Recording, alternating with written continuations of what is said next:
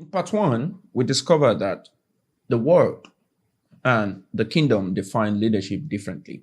Why do some people spend their entire lives chasing positions, titles, recognition, yet never becomes true leader?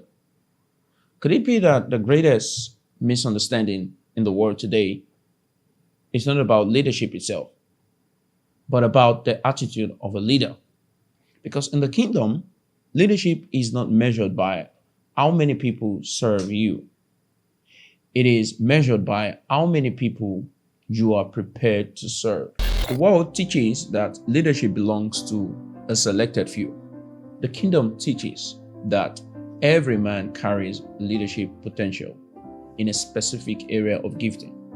We also discovered that Jesus did not rebuke his disciples for desiring greatness. He corrected their understanding of greatness. Today, we go deeper because before God can trust a man with influence, he first develops his attitude. After James and John requested position of honor, Jesus gathered all his disciples together because he knew something dangerous was happening. They had imported worldly philosophy into their kingdom thinking. So Jesus said something revolutionary. You know that the rulers of the Gentiles lord it over them, but it shall not be so among you. That's Matthew 20, 25 to 26. Notice his word. It shall not be so among you. Jesus wasn't introducing another leadership method. He was introducing another leadership culture, the culture of the kingdom. The kingdom of this world measures greatness by power. The kingdom measures greatness by service. The world says, how many people work for you? The kingdom asks, how many people are you willing to serve? The world measures leadership by titles. The kingdom measures leadership by responsibility. The world celebrates authority. The kingdom celebrates usefulness. Jesus separated the kingdom from every human philosophy. Jesus said, the ruler of the Gentiles lord it over people. The word Lord simply means owner. In other words, the world teaches people to own people, to dominate people, to control people, to manipulate people. Jesus said, it shall not be so among you. Unfortunately, this world philosophy has entered many places today, even among religious people. Some leaders behave as though people belongs to them. They tell people how to think, how to live their lives, what to wear, what to do, as though people belongs to them. Yet scripture says in 1 Peter 5:3, not lording it over those entrusted to you. People are God's inheritance, not yours. A kingdom leader never owns people. He serves them. He develops them. He releases them into purpose. Jesus then made one of the greatest leadership statements ever spoken. Whoever desires to become great among you must become your servant. Notice something. Jesus never said, do not become great. Instead, he explained how greatness is achieved. The pathway to greatness is service. This completely destroys the philosophy of the world. Many people today chase followers. Jesus chased purpose. Followers came naturally. Many chase platform. Jesus built people. Influence followed him. Many chase title. Jesus embraced responsibility.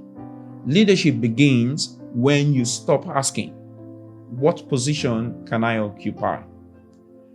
And begin asking, what problem can I solve? During the Crimean War, hospitals were overwhelmed with wounded soldiers. A woman refused to seek recognition. Instead, she served. She organized hospitals. improved sanitation, reduced death rates. That woman became known as Florence Nightingale. History remembers her not because of her title, but because of her service. Leadership always leaves evidence. There are two concepts I want you to understand: the leadership spirit and the spirit of leadership. These are not the same. The leadership spirit is what every human being was born with. Every person carries it because every person was created in the image of God. Genesis says, let them have dominion. Dominion requires leadership. So every human naturally desires to improve, to create, to influence, to build, to take responsibility. This explains why people dislike oppression. Nobody enjoys living under unnecessary control. The desire to lead is part of God's original design. But something happened. The system of this world buried that leadership spirit beneath fear, traditions, false education, and wrong philosophies. The leadership spirit is your potential. The spirit of leadership is your attitude. One is given by creation, the other is developed. Many possess leadership potential, very few develop leadership attitude. The spirit of leadership is seen in discipline, humility, responsibility, service, integrity, continuous learning, consistency. Without these, leadership remains trapped inside you. Jesus gave us the greatest leadership formula: serve. But what do you serve? You serve your gift. Every human carries something the world needs. The tragedy is not that people have no gift. The tragedy is that many die without discovering them. The richest place on earth has been often described as the cemetery, because buried there are books never written, businesses never started, songs never sung, discovery never shared, leaders never revealed. God never intended your gift to remain hidden. Your gift exists for service. When you think about football, the greatest of all time, immediately one of the names that comes to the mind is Lionel Messi, because he discovered his gift, then disciplined himself, sharpened it, served the world with it. Millions admired him. Packed up stadium followed. Not because he demanded followers. Followers came because he became valuable. This illustrates a kingdom principle. True leaders don't chase followers. Followers pursue people who consistently solve problems. Many spend their entire lives copying other people, trying to become someone else, trying to imitate personalities, trying to imitate voices, trying to imitate success. But leadership begins when you discover yourself. God never intended you to become another person. He created you to become the best version of who He designed. Until you discover yourself, you remain dependent on imitation. Purpose and comparison. Identity destroys competition. There was a season in my life when everything around me suggested failure, debts, delay, frustration, dreams bigger than my circumstances. I believed I would become great, but mentally I was trapped. Then one day, the woman addressed me as king. I remembered wondering, what exactly is kingly about my current situation? Nothing around me looked like royalty, but something happened. That statement planted a seed. It forced me to begin questioning my identities slowly. I stopped defining myself by my environment, I began seeing myself through purpose, through the kingdom, through God's original design for me. I discovered something powerful. Leadership begins long before circumstances change. It begins when your thinking changes. Many people wait for life to improve before changing their attitude. Kingdom leadership changed their attitude first. The circumstances follow. David behaved like a king before becoming king. Joseph governed prison before governing Egypt. Daniel maintained excellence before promotion arrived. Their environment did not define them. Their attitude did. Leaders never allow present limitation to determine future possibilities. Paul wrote in Romans 12:2, "Be ye not conformed to this world, but be transformed by the renewing of your mind." Transformation begins with information.